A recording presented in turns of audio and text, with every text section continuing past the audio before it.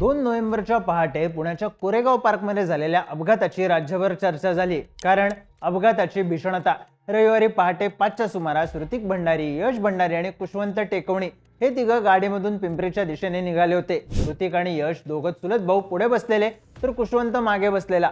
पहाटेची वेळ होती, रस्ता मोकळा होता, त्यामुळे गाडीचा स्पीड वाढला। गाडी बंड गार्डन मेट्रो स्टेशन जवळ आली आणि कंट्रोल सुटल्याने थेट मेट्रोच्या पिलरला जाऊन आदळली। ही धडक इतकी जोरात होती की गाडीचे अक्षरशः तुकडे झाले। सीसीटीव्ही फुटेजमध्ये गाडीचा चिंदामिंदा झाल्याचं दिसतंय। या अपघातात ऋतिक आणि यश भंडारे या दोन सख्या चुलत भावांचा जागीच मृत्यू झाला, तर कुशवंत गंभीर जखमी झालाय। प्राथमिक तपासात समोर आलेल्या माहितीनुसार या तिघांनी ही गाडी भाड्याने घेतली होती।